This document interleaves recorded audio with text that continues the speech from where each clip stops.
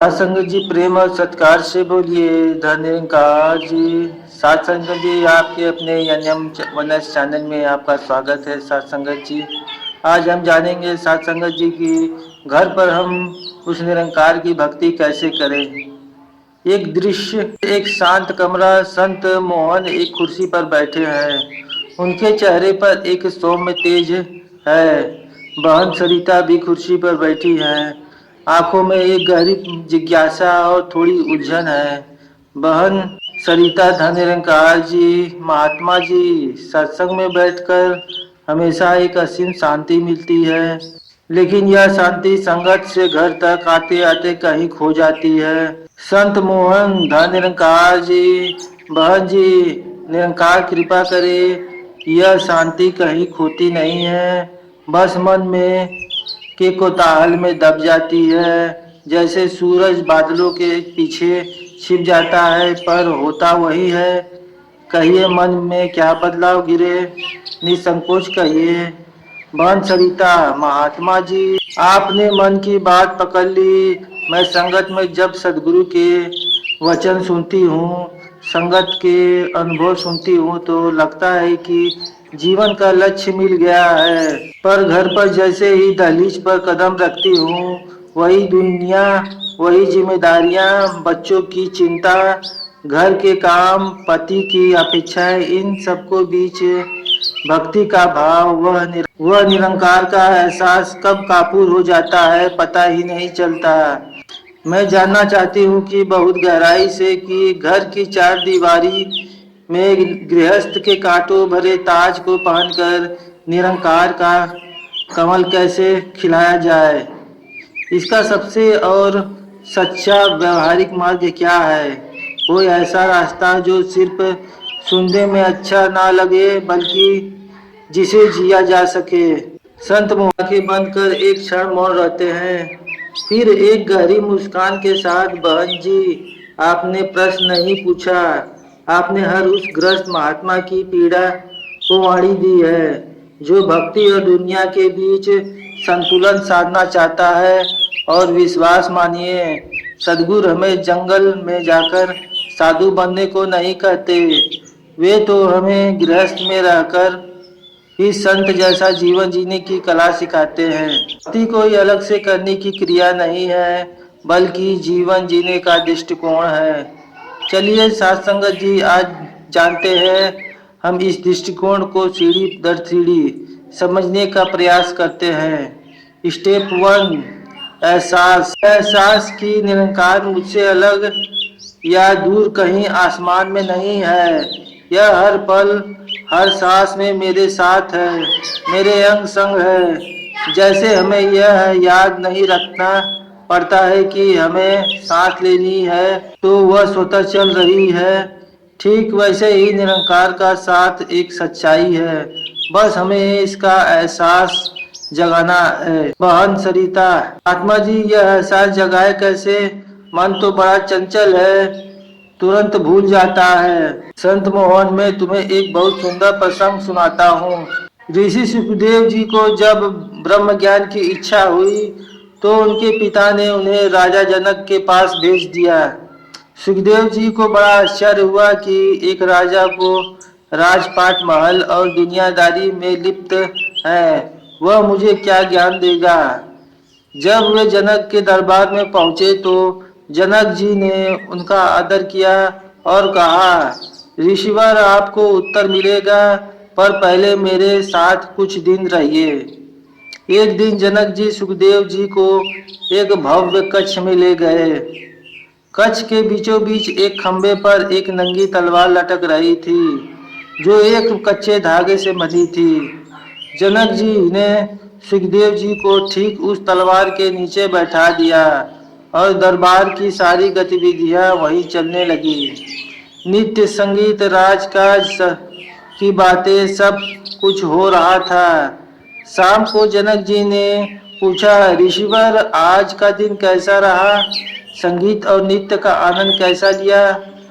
सुखदेव जी ने कहा, राजन, मुझे क्षमा करे, मेरा सारा ध्यान तो उस उल्टी हुई तलवार पर था कि कहीं वह धागा टूट न जाए और मुझ पर न गिर पड़े। मुझे न संगीत सुनाई दिया, न नृत्य दिखाई दिया। राजा जनक मुस्कुराए और बोले, ऋषिवर, यही मेरे जीवन का रहस्य है। मैं इस राजपाट, धन दौलत और परिवार के बीच ऐसे ही रहता हूँ जैसे आप इस तलवार के नीचे बैठे थे। मैं सारे कर्म करता हूँ, पर मेरा ध्यान हर पल उस काल निरंकार पर टिका रहता है कि ना जाने किस पल यह जीवन का धागा टूट जाए। मैं शरीर से राजकाज में हूँ, पर मन से उस निरंकार में हूँ। यही गृहस्थ में भक्ति है। देव जी को अपना उत्तर मिल गया। बहन जी, हमें भी जनक की तरह बनना है। घर गृहस्थी के सारे काम करने हैं, पर ध्यान की सुई निरंकार पर अटकी रहे। बहन सरिता आंखें नम हो जाती है। महात्मा जी, आज तक मैंने इस कहानी को बस सुना था, आज इसका अर्थ समझ आया। आपने तो मेरी सबसे बड़ी दुविधा का समाधान कर दिया। स्टेप 2, दूसरा और सबसे महत्वपूर्ण कदम है जो गृहस्थ की भक्ति की रीढ़ है, कर्म को पूजा बनाना। और यह होता है दो चीजों के संगम से, समर्पण और सिमरन। महात्मा जी, इसे थोड़ा और विस्तार से समझाइए। जैसे मैं रसोई में खाना बना रही हूँ, तो वह पूजा कैसे बनेगी? संत मोहन गहरी मुस्कान के साथ, बहुत सुंदर सवाल है। जब आप रसोई में खाना बना रही हैं, तो सबसे पहले भाव को समर्पित करें। मन में यह भाव लाए कि मैं अपने परिवार के लिए नहीं, बल्कि निरंकार के अंशों के लिए प्रसाद बना रही हूँ। यह भोजन सदगुरु को भोग लग रहा है। और अब इसके बाद सिमरन को जोड़ दे। जब आपके साथ सब्जी काट रहे हैं, आटा गूंथ रहे हैं या कढ़ाई में चम्मच चला रहे हैं, तो आपके होठों पर या मन के अंदर निरंकार का सिमरन चलता रहे। तू ही निरंकार, तू ही निरंकार। जब भाव समर्पण का हो और जुबान का यह मन सिमरन में डूबा हो, तो आपका साधारण सा लगने वाला काम भी गहरी पूजा बन जाता है। साथ कर्म कर रहे हैं और मन निरंकार में लीन है। यही असली कर्म योग है, और यही कर्म योग तुम्हें मोक्ष प्रदान करता है। इसी तरह जब आप घर की साफ सफाई करें, तो भाव रखें कि निरंकार का मंदिर साफ कर रही हूँ, और साथ साथ मन में सिमरन चलता रहे। फिर देखिए, आपको थकावट नहीं, बल्कि एक अद्भुत शांति और आनंद का अनुभव होगा। संत मोहन, मैं तुम्हें एक छोटी सी कहानी सुनाता हूँ। एक गांव में एक कुम्हार रहता था। वह दिन भर मिट्टी के बर्तन बनाता था। एक संत ने उससे पूछा, तुम भगवान को कैसे याद करते हो? कुम्हार ने मुस्कुराकर कहा, महात्मा जी, मेरा तो हर पल ही पूजा है। जब मैं मिट्टी को गूंजता हूँ, तो ही निरंकार कहकर उसका शुक्र करता हूँ कि उसने यह शरीर दिया है। जब चाक घूमता है, तो मन ही मन तू ही निरंकार का जाप करता रहता हूँ, और महसूस करता हूँ कि यह संसार भी तो इसी के सहारे घूम रहा है। पर जब सुंदर घड़ा बन जाता है, तो हाथ जोड़कर कहता हूँ, धन निरंकार, बनाने वाला तू, संवारने वाला तू, मैं तो बस माध्यम हूँ। संत समझ गए कि असली भक्ति यही है, जहाँ कर्म है, समर्पण और सिमरन एक हो जाते हैं। बहन सरिता की आंखों में चमक के साथ, वाह महात्मा जी, अब मुझे असल रहस्य समझ आया। काम नहीं छोड़ना, काम का तरीका बदलना है, उसे समर्पण और सिमरन से जोड़ना है। स्टेप 3, निरंतर जुड़ाव को बनाए रखना। संत मोहन, बिल्कुल। अब तीसरा कदम है इस जुड़ाव को हर पल बनाए रखना।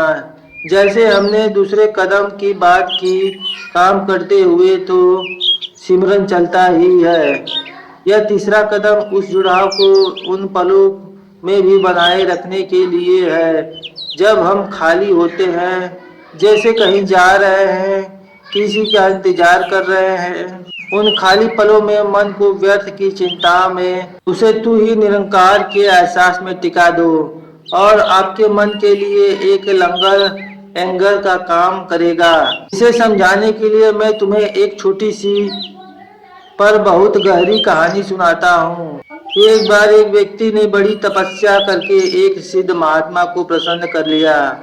महात्मा ने उसे एक चमत्कारी सेवक दिया और कहा, यह सेवक तुम्हारा कोई भी काम पलक झपकते ही कर देगा, पर इसकी एक शर्त है, इसे कभी खाली मत छोड़ना। जिस पल इसके पास कोई काम नहीं होगा, यह तुम्हें ही खा जाएगा। शुरू में वह व्यक्ति बहुत खुश हुआ, पर जल्द ही सारे काम खत्म हो गए। जब सेवक उसे खाने दौड़ा तो वह भागा भागा महात्मा के पास पहुंचा।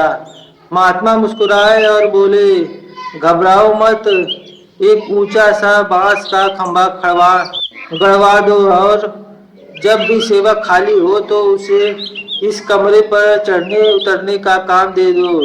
व्यक्ति ने ऐसा ही किया और उसकी जान बच गई। कहानी का सार, संत मोहन मुस्कुराते हुए, बहन जी, हमारा यह मन भी ठीक उसी सेवक की तरह है। खाली होते ही हमें चिंताएं और व्यर्थ के विचारों से खाने दौड़ता है। सदगुरु हमें इसे बचने की युक्ति देते हैं। वह खंभा है, हमारी आती जाती सांस, जो हर पल हमारे साथ और उस पर चढ़ने उतरने का काम है। सिमरन, जैसे ही मन खाली हो तो उसे तुरंत अपनी सांसों के खंभे पर तुही निरंकार का सिमरन करने में लगा दो। फिर यह मन आपको भटकाएगा नहीं, बल्कि हर सांस के साथ शांत होकर आपकी आत्मिक शक्ति बन जाएगी। बहन सरिता, कृतज्ञता के भाव से, महात्मा जी, क्या अद्भुत उदाहरण है। मन रूपी सेवक को सांसों के खंभे पर सिमरन में लगा देना, यह युक्ति तो मैं आज से ही अपनाऊंगी। संत मोहन, अवश्य बहन जी, सदगुरु का हर वचन सरल और शक्तिशाली ही होता है। अब हम चलते हैं अगली सीढ़ी की ओर। चौथी सीढ़ी, ऊर्जा का स्रोत, स्वाध्याय और घर की संगत। संत मोहन, अब जब मन को साधने की युक्ति मिल गई तो इसे सही दिशा में ऊर्जा देने के लिए ईंधन भी तो डालना पड़ेगा। स्टेप 4, घर में स्वाध्याय और छोटी संगत, नर्सिंग। संत मोहन, चौथा कदम, ज्ञान का पोषण। जैसे शरीर को भोजन चाहिए, वैसे ही मन को सदगुरु के विचारों को भोजन चाहिए। रोज नियम से 510 मिनट का समय निकालो, मिशन की कोई किताब पढ़ो, सदगुरु के प्रवचन सुनो और रात को खाने के बाद वो लंबी ने बस 10 मिनट के लिए पूरे परिवार के साथ बैठकर एक भजन गा लो, या दिन के लिए एक शुक्राना कर लो, या फिर सबसे अच्छी बात अवतार वाणी या हरदेव वाणी के एक पद का व्याख्यान कर लो। यह पारिवारिक संगत आपके घर के माहौल को दिव्य ऊर्जा से भर देगी। स्टेप 5, भक्ति का शिखर, शुक्राना। संत मोहन, बहन जी, पांचवा और अंतिम कदम जो भक्ति का सार है, वह है शुक्राना। हर परिस्थिति में निरंकार का धन्यवाद करने का भाव। जब मन में शिकायत की जगह शुक्राना लेता है तो भक्ति अपने चरण पर पहुंच जाती है। फिर आपको यह पूछने की जरूरत ही नहीं पड़ेगी कि भक्ति कैसे करें, क्योंकि आपका पूरा जीवन ही भक्तिमय हो जाएगा। बहन सरिता, हाथ जोड़कर भावुक स्वर में, महात्मा जी, आज आपने मेरी सबसे बड़ी उलझन को सुलझा दिया। मैं समझ गई कि भक्ति कुछ अलग नहीं बल्कि जीवन जीने की कला है। ऐसा समर्पण के साथ सिमरन, निरंतर जुड़ाव, स्वाध्याय और शुक्राना, यह 5 कदम मैं आज से ही अपने जीवन में उतारूंगी और अपने हर काम को पूजा बनाऊंगी। आपका बहुत बहुत धन्यवाद संत मोहन। सब कृपा निरंकार की है बहन जी, बस चलते रहो। सदगुरु हाथ जोड़कर मंजिल तक ले जाएगा ही। धन निरंकार जी।